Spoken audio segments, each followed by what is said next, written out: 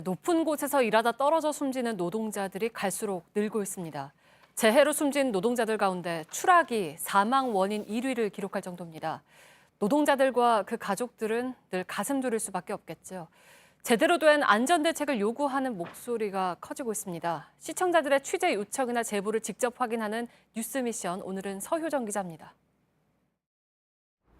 이렇게 도심 지역의 고층 건물들이 늘면서 작업을 하다 떨어져서 숨지거나 다치는 사고가 매년 이어지고 있습니다. 실제로 이 작업자들은 생명의 위협을 느낀다며 불안감을 호소하고 있는데요. 어떤 위험한 상황에 처할 수 있는 건지, 또 안전대책은 제대로 마련이 돼 있는 건지 저희 뉴스미션이 따라가 보겠습니다. 취재진은 촬영에 앞서 줄타기 안전교육을 받았습니다. 이후 전문가들과 함께 전북 정읍의 유리창 청소 현장을 찾았습니다. 이 건물이 5층짜리 건물인데요. 제가 오늘 이 건물 유리창을 청소해 보겠습니다. 줄에 몸을 의지하는 것부터 쉽지 않습니다.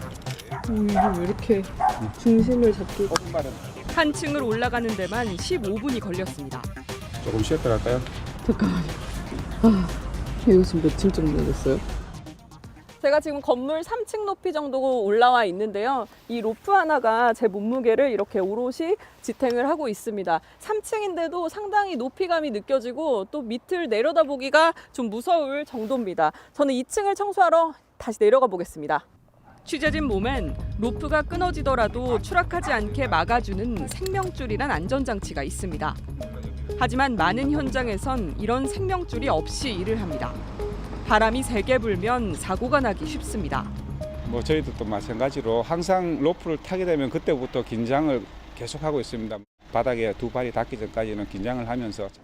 이번엔 28층짜리 건물을 짓는 서울 숭례문 근처입니다. 공사를 가는 거예요? 바깥벽도 바닥도 없이 뻥 뚫린 공사장. 일을 하다 추락할 위험이 가장 높은 건축 초기 단계입니다. 노동자들은 허공 같은 19층 위를 걸어 다닙니다. 다른 작업은 기계가 할 수 있지만 나사를 조이는 건 사람만 가능하기 때문입니다. 환기나 배관 시설을 위해 뚫어놓은 구멍으로 떨어지는 경우도 많습니다. 지난해 1월부터 9월까지 산업재해로 숨진 730명 가운데 추락사가 266명으로 가장 많았습니다.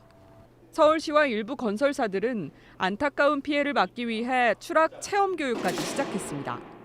교육장은 갑자기 난간이 기울거나 바닥이 꺼지게 설계했습니다.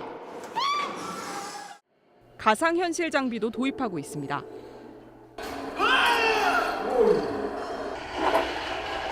안전대를 체결하지 않은 채 이동 중 실족하여 추락 사망하였습니다. 무서워. 굉장히 무서웠습니다.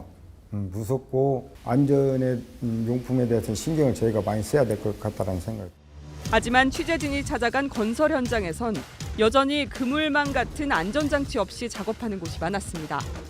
높은 곳에서 안전고리를 걸지 않고 돌아다니는 모습도 쉽게 볼 수 있었습니다. 어느 공사장에 붙어있던 문구입니다.